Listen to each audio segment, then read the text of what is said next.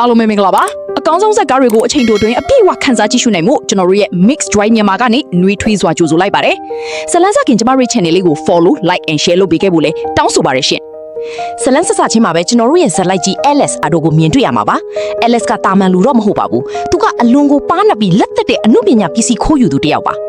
ဒီနေ့မှာတော့ LS နဲ့သူ့ရဲ့ partner John တို့ဟာအရှိအာရှကနာမည်ကြီးတထေးကြီး Mr. Lian ရဲ့အိမ်တော်ကိုရောက်လာခဲ့ပါတယ်။သူတို့ရဲ့ရည်ရွယ်ချက်ကတော့ Mr. Lian ရဲ့စုဆောင်းမှုတွေထဲကအဖိုးတန်ရှေးဟောင်းဂျပန်ဆာမူရိုက်တာကတာနာကိုခိုးယူဖို့ပါပဲ။ LS ကသူ့ရဲ့ပါနပ်မှုလျင်မြန်မှုတွေနဲ့အဆောက်တွေကိုအလွယ်တကူကြော်ဖြတ်ပြီးလုံခြုံရေးစနစ်တွေကိုဖျက်ကျော်ကအဲ့ဒီတန်ဖိုးကြီးဓာတ်ကိုအောင်မြင်စွာခိုးယူနိုင်ခဲ့ပါတယ်။ဒါပေမဲ့အရာအလုံးကသူတို့ထင်ထားသလိုချိုးမိမနေခဲ့ပါဘူး။ဓာတ်ကိုရပြီးလီစိတ်ကနေထွက်ပြေးဖို့လုပ်တဲ့အချိန်မှာပဲဂျွန်ကလောဘတက်ခွာပါတယ်။ဂျွန်ဟာဓာတ်ကိုတယောက်ထဲယူပြီး LS ကိုတစ္ဆာဖောက်ကလီစိတ်မှာထားခဲ့ပြီးထွက်ပြေးသွားပါတော့တယ်။ LS တယောက်ရဲတွေရဲ့ဖမ်းဆီးခြင်းကိုခံလိုက်ရပြီးထိုင်းနိုင်ငံကအလွန်ကိုနမေစူးနဲ့ကြော်ကြတဲ့အကျဉ်းတုံကြီးတွေကိုအပို့ခံလိုက်ရပါတယ်။ဒီထုံကြီးကတာမန်ထုံမျိုးမဟုတ်ပါဘူး။လူမိုက်တွေလူတက်သမားတွေစုဝေးနေတဲ့ငရေကားလိုနေရာမျိုးပါ။အဲ့ဒီမှာ LS ဟာဒီမွန်လို့ခေါ်တဲ့အလွန်ရက်ဆက်ကြမ်းကြုတ်တဲ့ထုံဆောင်ကြီးနဲ့တွားတွေ့ပါတယ်။ဒီမွန်က LS ရဲ့မာနာကြီးတဲ့အသွင်ပြင်ကိုကြည့်မရတာကြောင့်အခွင့်ရရတိုင်း LS ကိုအကြောင်းမဲ့ရိုက်နှက်နှိပ်စက်ပါတော့တယ်။ LS တယောက်မိစဉ်ရက်ဆက်ရုပ်ပိုင်းဆိုင်ရာကိုစိတ်ပိုင်းဆိုင်ရာကိုအလွန်မင်းနာကျင်မှုတွေကိုခံစားနေရပါတယ်။ဒီလိုနဲ့ LS တယောက်ထောင်ထဲမှာအသက်ရှင်ရက်တည်ဖို့ရုန်းကန်နေရတဲ့မှာပဲ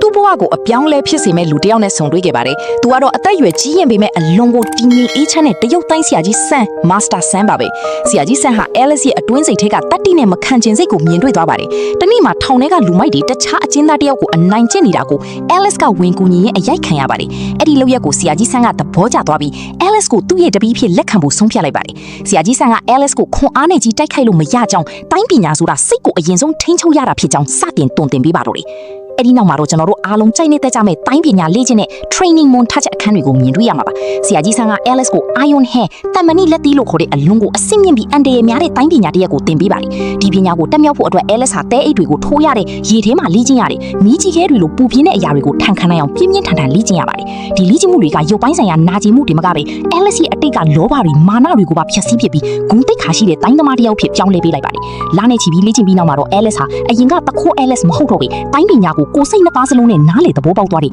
လူတစ်တယောက်ဖြစ်လာပါတော့တယ်။တနေ့မှာတော့ထောင်ထဲကိုသတင်းတစ်ခုရောက်လာပါတယ်။အဲ့ဒါကတော့9နှစ်တကြိမ်ကျင်းပတဲ့လျှို့ဝှက်တိုင်းပြိုင်ပွဲကြီးဖြစ်တဲ့ကူမီတေးပြိုင်ပွဲကြီးကျင်းပတော့မယ့်အကြောင်းပါပဲ။ပိုဆိုးတာက LS ကိုအမြဲနှိမ့်ဆက်နေတဲ့ထောင်ဆောင်ကြီးဒီမွန်ဟာအဲ့ဒီပြိုင်ပွဲကိုဝင်ပြိုင်မယ်ဆိုတာပါပဲ။ဆရာကြီးဆန်းကဒီမွန်လိုရက်ဆက်တဲ့သူချန်ပီယံဖြစ်သွားမှာကိုမလိုလားပါဘူး။ဒီအချိန်မှာပဲဇလန်းစာတော့ကဓာအဆခိုးခံရတဲ့တထေးကြီး Mr. Lian ဟာ LS ရှိတဲ့ထောင်ကိုရောက်လာပါတယ်။သူက LS ကိုအပေးယူတစ်ခုလုပ်ပါတယ်။အဲ့ဒါကတော့ LS ကကူမီတေးပြိုင်ပွဲကိုဝင်ပြိုင်ပြီးချန်ပီယံဖြစ်အောင်လုပ်နိုင်မယ်။ပြီးရင်သူ့စီကအခိုးခံရတဲ့ဓာကိုပြန်ရှာပေးနိုင်မယ်ဆိုရင်ထောင်ကနေလွတ်ပေးမယ်ဆိုတာပါပဲ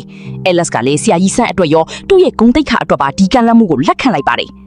ဒီလိုနဲ့ LS တယောက်ထောင်ကနေလွတ်လာပြီးသွေးထွက်တန်ယိုများလာတဲ့ကူမီတေးပြိုင်ပွဲကြီးစီကိုတွားဖို့အသင့်ဖြစ်နေပါပြီတီမင်းတမန်ကူမီတေးပြိုင်ပွဲကြီးရဲ့ကြိုးဝိုင်းထဲမှာ LS တယောက်သူ့ကိုငရဲပြခဲ့တဲ့ဒီမွန်ကိုဘလို့ပြန်လဲလက်စားချီမလဲပျောက်ဆုံးသွားတဲ့ဓာတ်ကိုရောအသက်လွတ်ပြီးပြန်ယူနိုင်ပါမလားဆိုတာကိုတော့ရင်ခုန်စိတ်လှုပ်ရှားပွဲဒုတိယပိုင်းမှာဆက်လက်အားပေးကြပါဦး